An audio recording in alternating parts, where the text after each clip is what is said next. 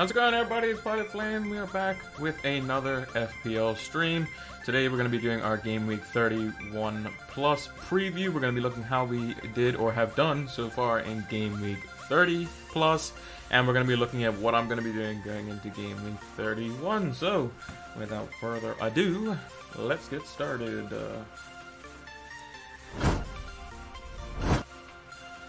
Alright, just making sure everything's all good here.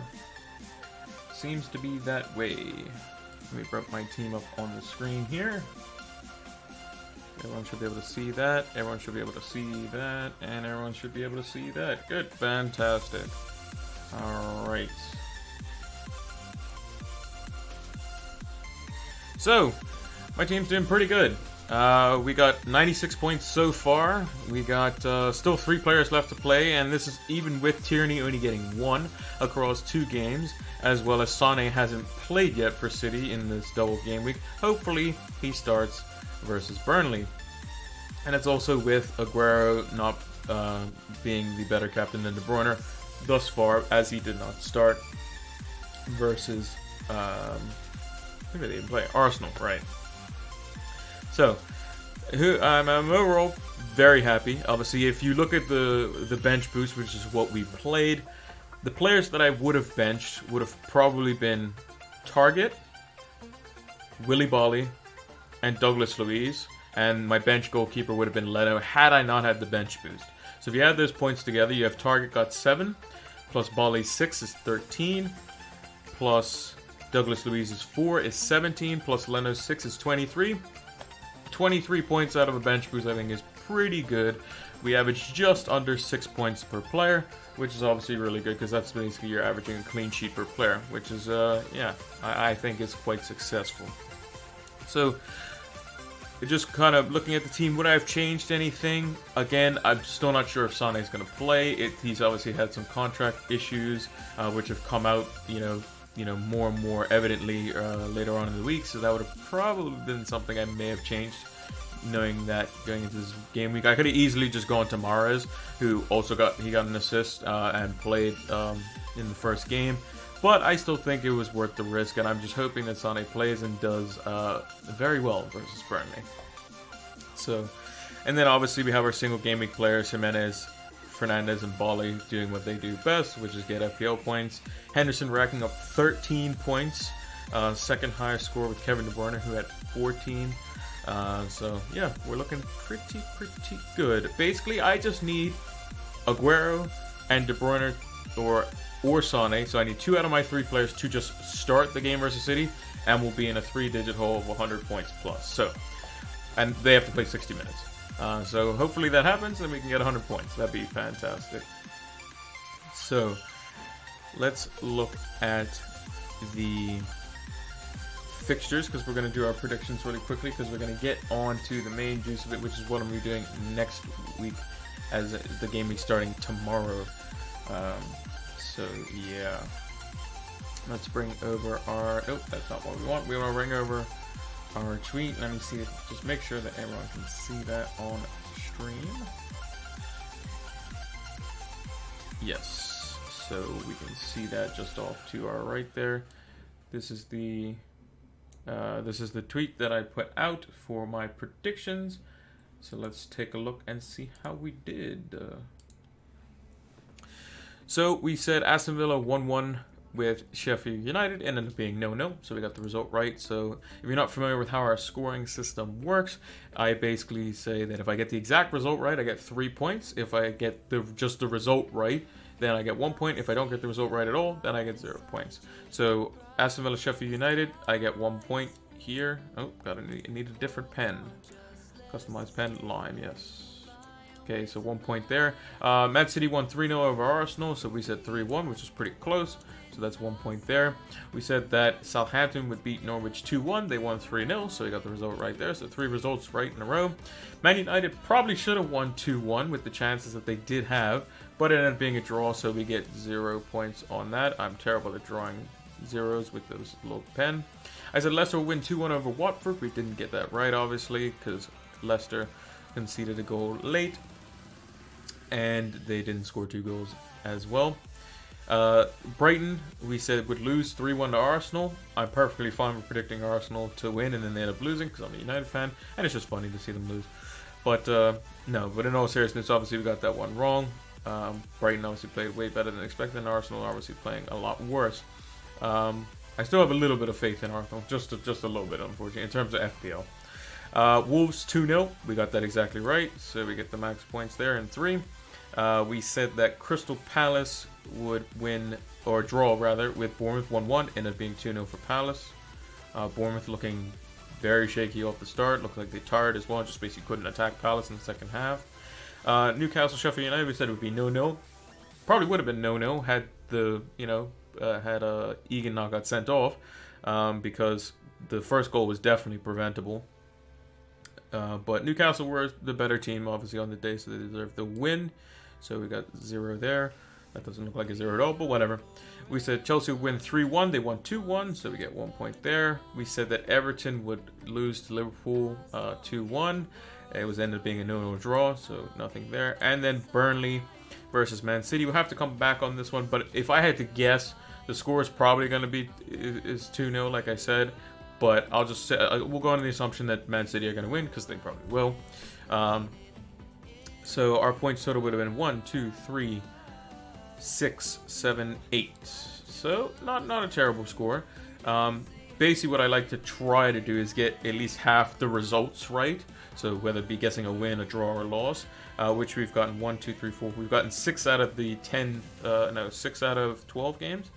1, 2, 3, 4, 5, 6, 7, 8, 9, 10, 11, 12. Yeah, so we got half of them right. Clean sheet, definitely for Sheffield United rather. Henderson, definitely very good value this week. Lundstrom, he got 5 points. That's still pretty successful. Kevin De Bruyne and Aguero, obviously.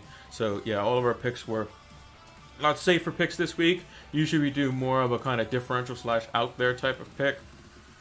So you're going to see more of that this week instead. So overall, not too bad at all. Not too bad, not too bad. Now moving on to this game week's fixtures. Should be able to see the 31 fixtures up on the screen now. Just going to make sure that it is visible. Yes, it is. We can see everything up there. Alright. So, going to bring over my little prediction here. Just going to put it right there. So, Leicester and Brighton. I think Leicester should be able to beat Brighton, even though they only drew 1-1 with Watford. I think Watford is a formidable opposition now. They look to be one of the teams that's kind of knowing where they are and knowing that they have to get points in order to get out of the relegation zone. And them scrapping for a point against Leicester, who is currently 3rd, I think, as it stands, is obviously good for them. And they should be able to do quite well. But I think Leicester obviously isn't Arsenal. They have some type of structure to the team. They're well drilled. So I think they should be able to win this game quite comfortably, especially being at the King Power. Even though there's going to be no fans, I still think it gives them a bit of an edge. And I think that edge will manifest itself into a 3-1 win for Leicester.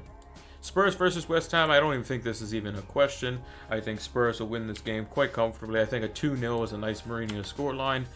They'll basically play somewhat defensive. West Ham will think that they're comfortable with the ball, and Spurs will basically burn them on the counterattack, and then they'll just kind of sit back, and West Ham can't really create anything because they're not very good. Basically Son will probably get on the score sheet rather, and probably Bergwijn again if he's obviously fit and available. Man United versus Sheffield United. Now, Sheffield United look like they don't create very many chances, which is something that, United starved Spurs of. Obviously, Spurs were kind of sitting back. And Sheffield United kind of has a similar-ish play style. They're a little bit more dynamic in what they want to do. But overall, I think that Man United should be able to win this game comfortably. It is at home, so it's a more familiar setting. Although, with no fans there, it can change things. But I think United should have probably done enough to win against Spurs. I think they should definitely beat Sheffield United, considering Newcastle beat them 3-0. I see United winning this game 2-0. I don't think Sheffield United will score, but I do think United will create enough chances to basically make it a comfortable win. Newcastle versus Aston Villa. this is a bit of a tricky one to call because on the one hand, Aston Villa looked quite good in moments versus Chelsea. They did defend really well, but obviously the 2 lapses in concentration caused the 2 goals. And then Newcastle obviously looked really good. However, they did have a red card on the opposing team help them out. So it might be, a bit of a tricky one. I think I'm going to sit on the fence here, and I think I'm going to go for a 1-1. Norwich versus Everton. Everton obviously holding their own versus Liverpool. Obviously, Liverpool didn't play Salah at all, and they kind of made a bunch of different changes and had a different starting lineup than what they normally would. But overall showed that they were quite good. I think Everton should be able to handle Norwich, who basically got smacked by Southampton, because I don't think Norwich is very good. I think Everton will probably win the game. I think they'll win the game 2-0, yeah. Wolves versus Bournemouth. This could be an extremely bad scoreline, but I think I'm going to go 3-0. I just think Wolves are obviously really good.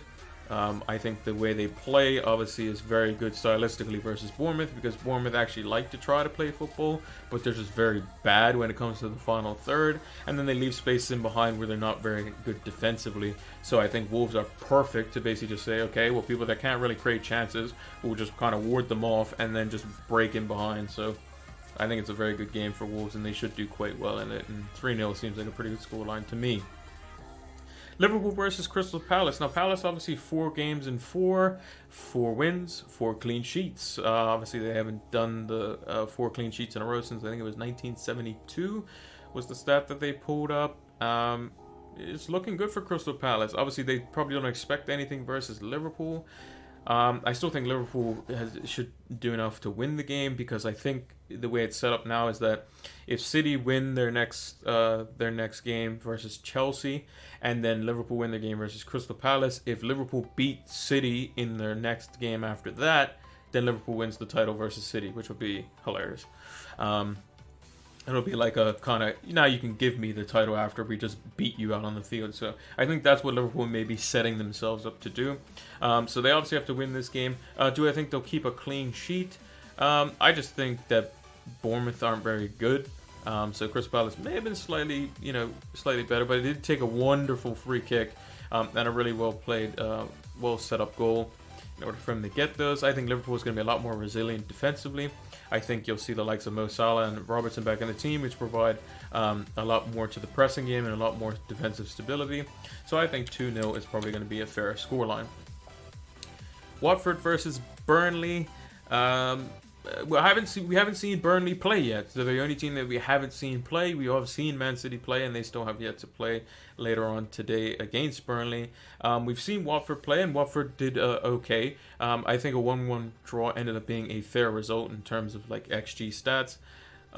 So overall, I think that Burnley is a team that they kind of play one way. It's Route 1 football. It's nothing really too special. I just think Watford is just going to have too much pace for them. Burnley will try to sit in, but I think Watford can move the ball too quickly at times for Burnley to handle. So I think Watford will end up winning. I still think Burnley will score probably, but I think 2-1 is probably a fair result. Southampton versus Arsenal. Now, Southampton demolished Norwich, and Arsenal lost to Brighton. But both clubs are now kind of in that realm where they are middle table clubs. You expect them anywhere from 8th to 12th probably is probably a fair assessment of both teams. So they're kind of on even footing. I think Arsenal probably still has the edge just because Aubameyang is just that good of a player, and obviously them losing Leno doesn't affect too much because Martinez obviously came in and was, he did quite well. I'm still not sure of the extent of Leno's injury. They haven't specified that the last time I checked. But I still think Arsenal should be able to win this game. I think it could be a very high-scoring game, so if you have assets in it, could be expecting goals. I think Arsenal will win the game 3-2, but I only think it's just in their favor. And then Chelsea versus Man City. I think Man City, they played really well versus Arsenal even before the red card. And when the man got sent off, it was just a training session for City. I think Chelsea played really well versus Aston Villa. However, they played against a team that's going to let them have the ball, and they were just going to defend. City's not going to let you do that. City's not going to let you make mistakes. City's not going to let you have a lapse in concentration because they will punish you. So I think with that, I think City will win the game 3-1. And then moving on, we have our clean sheets and differentials. So we're just going to scroll down here, open that up. So our first thing here, a clean sheet. I think Wolves are going to get a clean sheet this week. I don't think Bournemouth is scoring. I find it hard to think that they're even going to win another game, potentially. So we're going to have to kind of pay attention to that. But I think Wolves is obviously very good for this week as well as further assets in the future. Now this is where it's going to get tricky. We're going to go for a bit of differential picks here. These are ones that you might not necessarily think of, or maybe kind of not necessarily aware of as an obvious choice.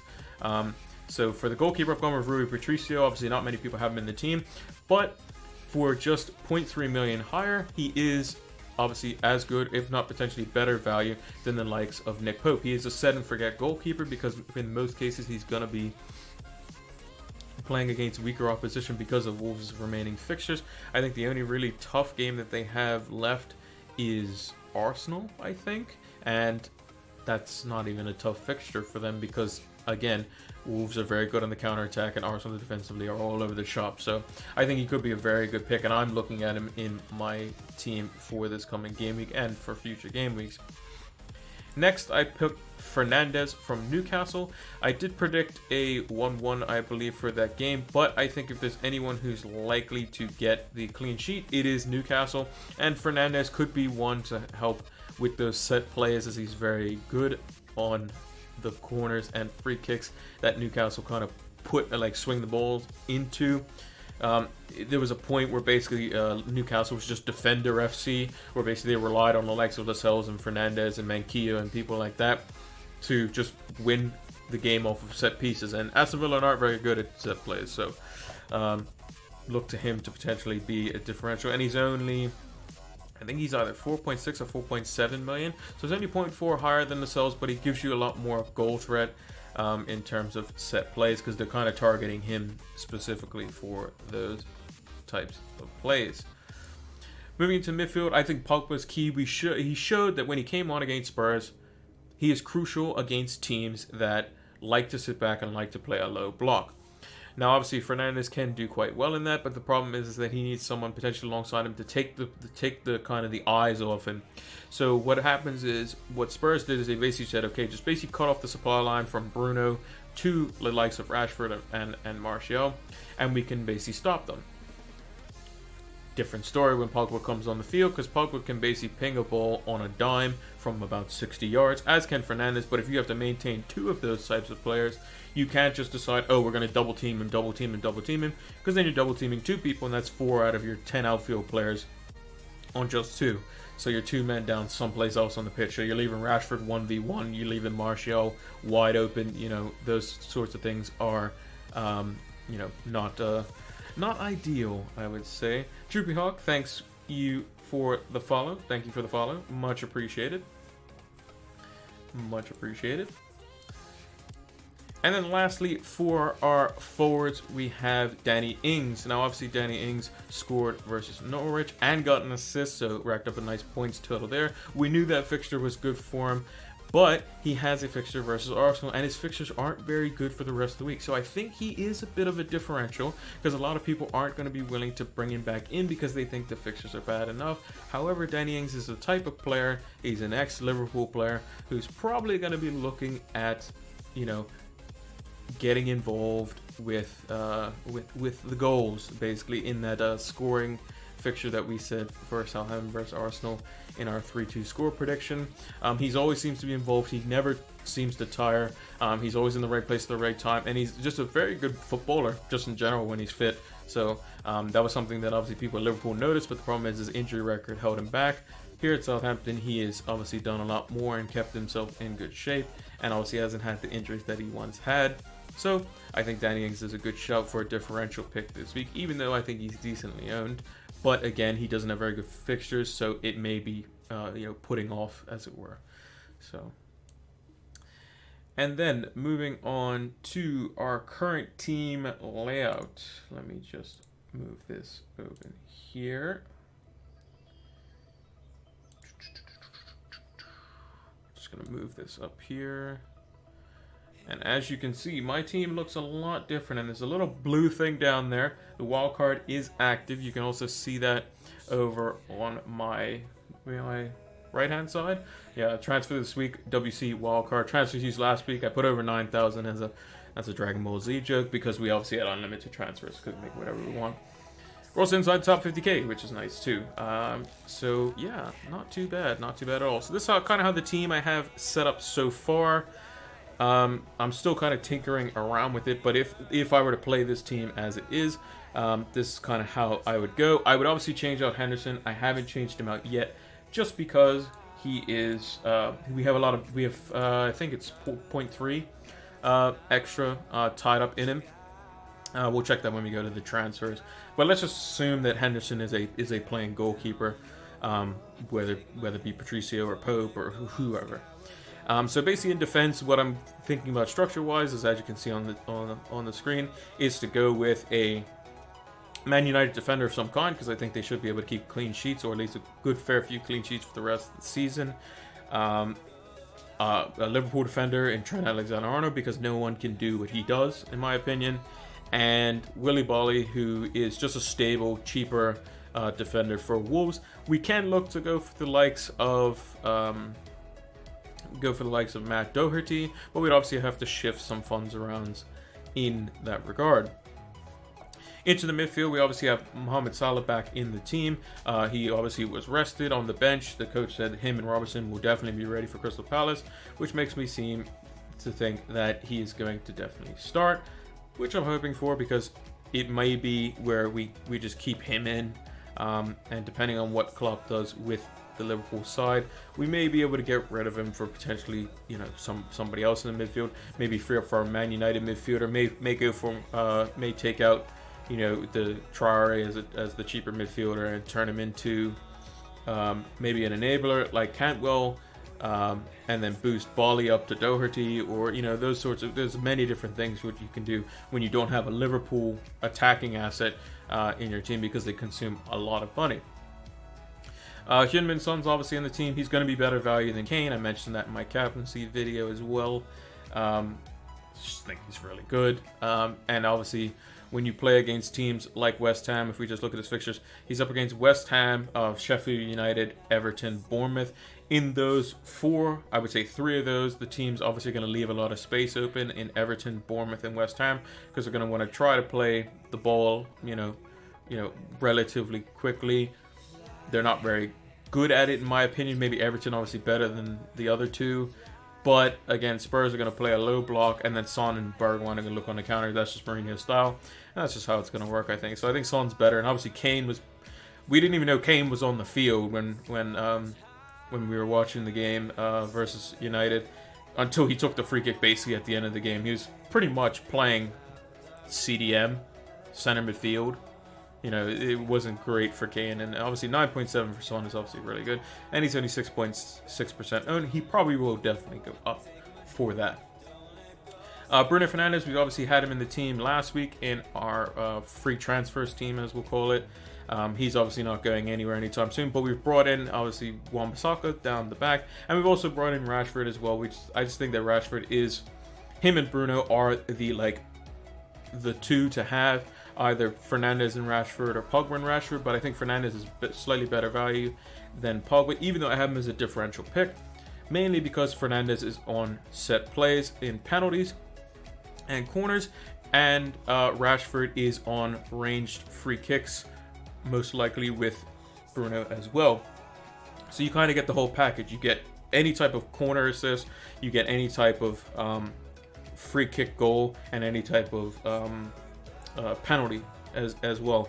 Obviously, if Bruno were to miss a penalty, which it doesn't seem like he can, because he's just a beast at taking penalties apparently, then obviously that would be bad, but you could obviously cover it the most. If I didn't have Wan-Bissaka in the team, the person I would have in the team would be Pogba, if I had the funds available. Kevin De Bruyne is in there. I'm not sure if I'm going to actually keep him. He may be one that we may just get rid of for a couple of weeks, just to see, because I kind of still think that Aubameyang can do something. Obviously, we have Nketiah in the team now. We got rid of Aubameyang before he price dropped, so it obviously is advantageous to us. But they have Southampton away and Norwich at home. Those are obviously two very good fixtures for Aubameyang. He can get him behind. They just need to play him down the middle or let him drift into the middle because that's where he's the most deadly. And then after that, we can get rid of Arsenal players for basically the end of the season. So maybe consider bringing him in on a free hit or something, because I still have that chip available on 37 and 38 when City play Norwich as well in Gameweek 38. That may be something to consider, but apart from that, I think we may be able to leave De Bruyne out for Aubameyang just because it's just fixtures reform type thing. And I think Aubameyang can still perform. If we look at the last time that they played Chelsea, De Bruyne did score. It was at home. It was obviously different circumstances. And then last time they played, where was Liverpool? Liverpool, they lost. So obviously Liverpool isn't a great fixture for them. Liverpool are going to want to beat them. So I expect a full strength squad, and I expect Liverpool to win the game when they have the full strength squad out there. But again, it's a bit of a different circumstances. Do I think Aubameyang has a better chance of getting returns versus the likes of Southampton and Norwich than De Bruyne does against Chelsea and Man City? I mean Chelsea and Liverpool, sorry. Yes, I do. So we may be looking to change that out. We have Traore in there because I think that he is going to probably start in the Bournemouth game. And the reason for that is when he came on, it didn't take very long for him to basically create 2 assists for both Jimenez and Pedro Neto to score. And it just shows that he is a very good player. He's obviously apparently gotten faster, which makes no sense considering he was already ridiculously fast. And I think he's breaking the stat meter for FIFA pace for like a base card. The guy's ridiculous, and his end product has obviously gotten way better than what it was. And he just doesn't lose the ball as well, which is another thing. Like when he's able to use his body in the way that he can, he just doesn't lose the ball, which makes him obviously very scary for a winger, because somebody who can keep possession of the ball, someone who has good end product, and someone who's faster than basically any defender in front of him, you gotta play the guy. I just think it makes more sense. And Jota kind of was a bit in and around, but I think that he may be the perfect impact sub as well, because I actually looked up all of Raul Jimenez's goals. I think it's like either 50% or like close to 60% were like the 70th minute or later. So Wolves always seem like Raul Jimenez always seems to score in the last 20 minutes of the game, and teams are starting to tire. And what better time to bring on Traore in that time? But I don't think Traore can really get tired because he's just fast. But they could do that off the start as well if they wanted to, just put games away. So I think Traore is obviously it works better in a system, than Jota does as well in a 3-4-3. You can have the likes of Doherty kind of going in and around him, maybe doing more of the deeper crosses, and just have Traore just run the line. And it takes away a little bit from Doherty, I guess, but at the end of the day, Traore is probably the better asset for the team. But again, I can see that an impact sub like him is also very good as well. Jimenez is our captain so far. Obviously, it's going to be Salah or Jimenez, I think.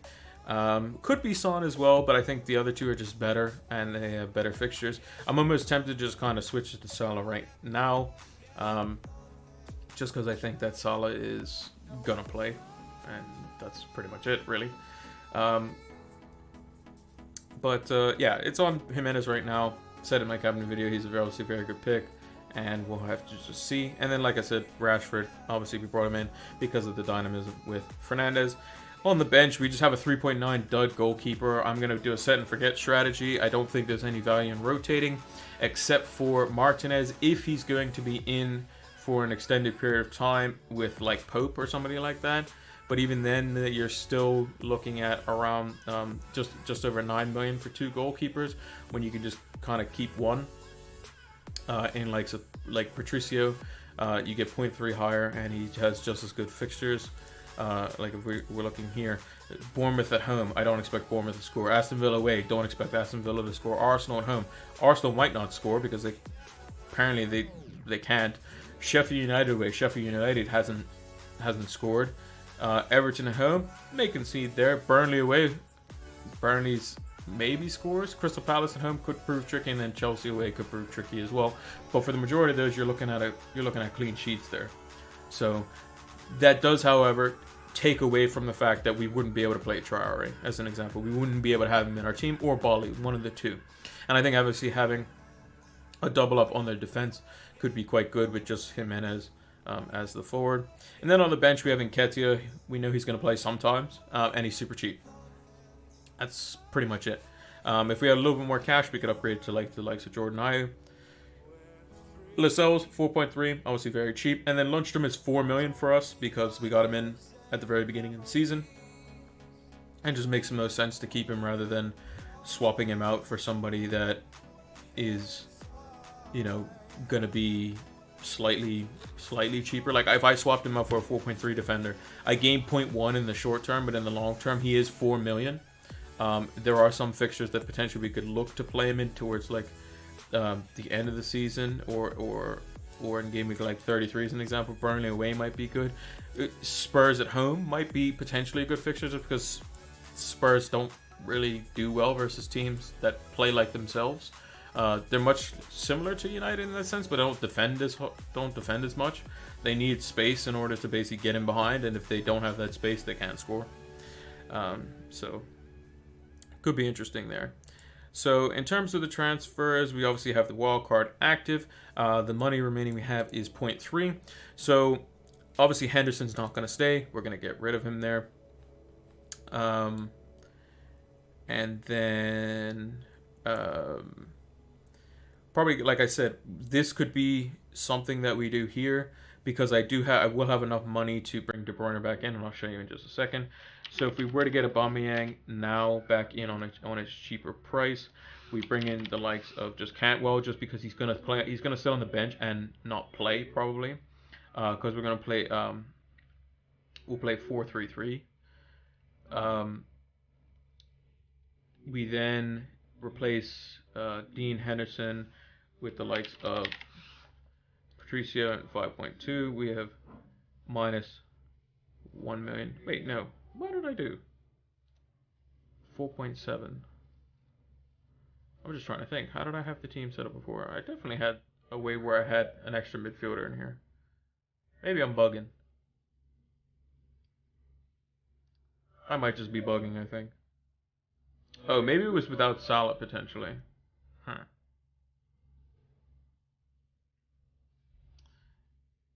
Yeah. Oh, no, that's what it was. It was if Martinez was playing, we would we would have Traore in the team. That's what I worked out. And we would have Aubameyang, and we basically keep this for 2 weeks. We gain 2 transfers, and then when Aubameyang basically fixtures run out, so we look at the fixtures here. So we bring him in for Southampton. We get 1 transfer going into the Norwich game, which we wouldn't use. And then going into the Wolves game, we have 2 transfers, but that's when game week 33 rolls around. So if we take out Aubameyang, we would take out Cantwell. We would restore De Bruyne, and then we would go and get Nketiah. And then we still have 1 million to do things. So De Bruyne will come back at 10.6, so which means we'd have 0.7. So even if there were some drastic price changes in that time, we could still allow for De Bruyne to come back in. It all obviously stems on if Leno is actually out for a significant period of time, which I'm not actually sure is the case at the moment. I'm not sure if his injury is significant or not, but we will have to see. If, hypothetically, Leno is not out, what we have to do is kind of think things a little bit differently. We'll just have to keep De Bruyne, or, which is something I don't want to do, is just not have Salah in the team. Now it does make for a much more balanced team. So if Leno was back fit, we don't want him. We would just want Martinez just because he's cheap. We would go with Patricio in goal. We would get rid of Traore because we have too many Wolves players. We would get rid of Salah. We wouldn't have Nketiah. We would have Aubameyang up front. We would. I'm just trying to think of where we're looking here. We would have Barnes. Would potentially be an asset that we could put in midfield. We could then go with the likes of Cantwell as our midfielder, and then potentially upgrade Bali to somebody. Maybe I think Doherty's a bit of a stretch, but we can look to basically go for something like this. Maybe we downgrade elsewhere because it is something that we could be looking to do, because obviously Doherty's shown that he's played quite well. The thing is with obviously Leicester is that they have Brighton at home, who they should beat, because obviously Brighton aren't very good and Arsenal proved that they aren't good, so you can put 2 and 2 together there. Leicester's fixtures aren't terrible for these 3 game weeks, because Brighton at home is obviously good. Everton away is a bit tricky. Crystal Palace at home could prove tricky. Arsenal away could be interesting. Bournemouth away should be very easy. It's just like this patch looks bad on paper. These 2 games are probably bad because it's it's kind of crucial time. But the thing is, you have to remember is that against better teams, Vardy typically scores. So maybe we look a different route from Aubameyang. We might have to. So let's see what the team looks like if we were to say, okay, we don't need Eddie Nketiah. Let's say we don't want Mo Salah either. This man recommend maybe Aubameyang. I still think he could be. He could get assets. I still think so. I still think he could get the goods in the next 2 game weeks. But 4 points is technically better than some players. However, he did cost a lot to get those 4 points, unfortunately. But I still think in the next 2 fixtures he can provide something, especially against Norwich, because Norwich are just terrible. They're just actually just bad, and they're going to get relegated, unfortunately for them. But if we were to go with the likes of, let's say, if we went like triple Man United attack, we would obviously have to get rid of Wan-Bissaka. We would actually and then we would want, let's say, like Jamie. No, because if we brought in Pogba, there wouldn't be a point in playing. Well, I mean, we could do this. So let's go Pogba. Let's go Vardy up front. Then down the back, we would have to go with the likes of potentially a more expensive midfielder. So let's our expensive defender. So I'm just gonna go with Doherty just to kind of think of something here. We get rid of Henderson. We go with the likes of Martinez if he's like I said, if he's playing. And then as our midfielder, we would go with Cantwell, which obviously allows us to play 3-4-3. We play Doherty, Trent, and Bali or Lascelles, depending on how we want to work it, or Lundstrom. And we play 4 in midfield, and Fernandes, Pogba, De Bruyne, Son, and then we play 3 up front. And then we're kind of looking at potentially some changes elsewhere. So if Martinez, obviously, like I said, isn't playing, that's kind of a bit on the trickier side. Maybe we go let's just say we put in Nick Pope as an example. We would have to downgrade. We would probably downgrade Pogba, and we would go with maybe let's just say Harvey Barnes may be a good example. Maybe the likes of Mason Mount would be something that we could look at as well. Obviously, we have a lot more money We have 1.5, so we could potentially upgrade the goalkeeper. Maybe, just maybe, we can even go with Alisson from Liverpool. That could be something that we could go for. And that team, you know, you still have Liverpool assets because you have their defense. Obviously, it is double defense, and they could concede. But these two players are probably the most likely players to play. Obviously, Salah is playing next week, but almost certainly. And then Mount could easily also come out for Sarr as well. And then our four-man midfield could be Sarr, De Bruyne, Son, Fernandes. And then we have Vardy, Rashford, Jimenez up top with Doherty, Trent, Bali, and then Alisson in net. Could be something that's quite interesting there as well. You know, it's a bit interesting. I have a lot of thinking to do, but those are kind of things that I'm looking at. Probably the players that I can definitely say that are staying in the team. Obviously, we're going to have some type of goalkeeper. Martin will stay in, just because he's a dud goalkeeper. We're going to go with the set and forget. I think Pogba can do well. I mean, he does have a very ridiculous range of passing, and he may be looking to actually prove a point. So, but we'll see. In terms of defense, I think potentially a Man United defender, but could be cut for another Man United midfielder. Trent will stay. Lascelles will probably stay because he's cheap and has decent fixtures. Lundstrom will stay because he's not actually 4.4 million. That's only his sell value. He is 4 million, as you can see right here. We got him in moves 4, so he's basically the cheapest defender you can have. Yeah, he doesn't play sometimes, but we're not going to play him every week. The only 2 game weeks that we're potentially looking to play him in is 33 versus Burnley, maybe versus Southampton, maybe versus Everton. That's about it, really. So, kind of think of him as a defender that we might want to play, but not really fussed. So, he is technically cheaper than what we have. If we do sell him, we, like I said, would only get 0.1 because we'd have to bring in a defender that's 4.3 if we wanted a playing defender. Obviously, we don't have the bench boost anymore, so that's not really too much of an issue, but having bench players is still kind of important.